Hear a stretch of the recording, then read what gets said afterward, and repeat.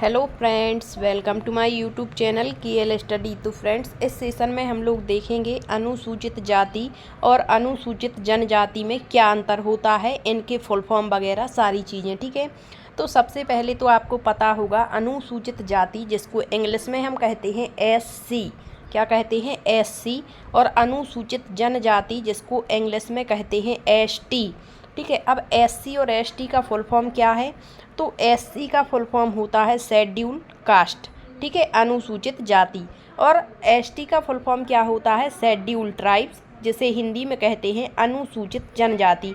अब इसको हिंदी में भी शॉर्ट फॉर्म में लिख सकते हैं। तो जो अनुसूचित जाति होती है उसे इस तरीके से लिखा जाता है, अनुसूचित जाति करके। ठीक है, बस इतना।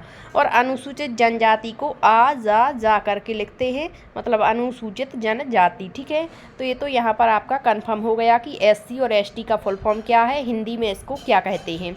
अब देखिए यहाँ पर जो अनुसूचित, एक तरफ आपका SC यानी अनुसूचित जाति दिया गया है और दूसरी तरफ अनुसूचित जनजाति, इनमें क्या अंतर है? तो देखिए, भारतीय संविधान का जो अनुच्छेद है 341, इसमें अनुसूचित जातियों से संबंधित है। मतलब जो अनुच्छेद 341 है हमारे भारतीय संविधान का, वो किससे संबंधित है? हमारी अनुसूचित जातियों से।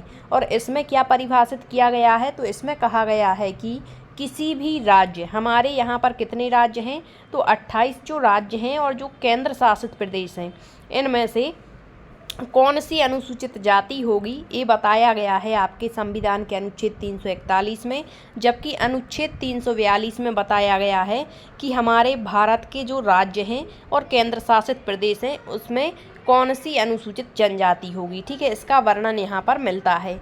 अब देखिए, जो हमारी जनगणना हुई 2011 में, तो उसके अनुसार अनुसूचित जो जातियाँ हैं वो भारत की कुल जनसंख्या का, मतलब कुल जनसंख्या कितनी होगी? 100%। तो इसका जो अनुसूचित जाति है वो कितनी होगी? 16.6% लगभग में बताया गया। ठीक है, अब जो 2011 की जनगणना है उसी के अनुसार भारत की कुल जनसंख्या में अनुसूचित जो जनजाति होगी ST, इसकी जो संख्या है वो लगभग कितनी होगी? 8.6%।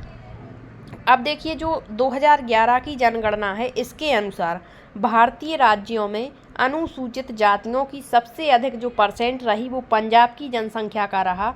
और कितना रहा? तो लगभग 32% रहा। और 2011 की जनगणना के अनुसार भारतीय राज्यों और केंद्र शासित प्रदेशों में मिजोरम और लक्षद्वीप में अनुसूचित जनजाति की आबादी का प्रतिशत सबसे अधिक रहा था। आपको पता होगा जो लक्षद्वीप है वो हमारा केंद्र शासित प्रदेश है, और जो मिजोरम है, 2011 की बात की जा रही है, तो उस टाइम पर हमारे यहाँ 29 राज्य थे, वर्तमान में 28 हैं। ठीक है, तो लगभग कितना था? 95%। अब देखिए, राष्ट्रीय अनुसूचित जाति आयोग एक भारतीय संवैधानिक निकाय है। इसकी स्थापना अनुसूचित जातियों के लोगों के आर्थिक, सामाजिक, शैक्षिक, सांस्कृतिक हितों की रक्षा के लिए की गई है। और राष्ट्रीय अनुसूचित जनजाति आयोग भी एक संवैधानिक निकाय है। इसकी स्थापना 89वें संविधान संशोधन 2003 के माध्यम से की गई थी। ठीक है, तो यहाँ पर स्पष्ट हो जाता है कि जो अनुसूचित जाति और जनजाति है, अनुसूचित जाति को कई बार हरिजन शब्द का प्रयोग कर दिया जाता है, और अनुसूचित जो जनजाति होती है उसके लिए आदिवासी, जो बाहुल्य आदिवासी क्षेत्रों में निवास करते हैं। अब देखिए, ये जो जातियां हैं वो आर्थिक, सामाजिक आदि रूपों से पिछड़ी हुई होती हैं, और इनको लेवल में लाने के लिए इन पर कार्य भी किए जाते हैं। और जैसे ही ये सामाजिक और आर्थिक रूप से इनका पिछड़ापन दूर हो जाता है तो इनको उच्च वर्गों में भी डाल दिया जाता है। इसीलिए हर राज्य की जो कास्ट लिस्ट होती है वो अलग अलग होती है। अब देखिए, अनुसूचित जातियां भारतीय समाज की हिंदू धर्म से संबंधित जातियां इसमें आती हैं, जबकि अनुसूचित जनजाति में देश के मूल निवासी आदिवासी आबादी से संबंधित होते हैं। मतलब जो मूल निवासी, जो पहले से ही थे, वो थे अनुसूचित जनजाति। ठीक है, अब देखिए, जो शेड्यूल कास्ट शब्द है, SC जो शब्द है, इसका सबसे पहले प्रयोग कब किया गया था? 1935 में, गवर्नर इंडिया एक्ट के तहत। ठीक है, और ST शब्द का प्रयोग कहाँ किया गया था? तो सबसे पहले स्वतंत्र भारत के संविधान में इसका प्रयोग किया गया था। तो आई होप आप यहाँ पर समझ पाए होंगे कि SC और ST में क्या अंतर होता है। मिलते हैं अगले सेशन में। यदि आपको जानकारी पसंद आई है तो वीडियो को शेयर ज़रूर करें। धन्यवाद।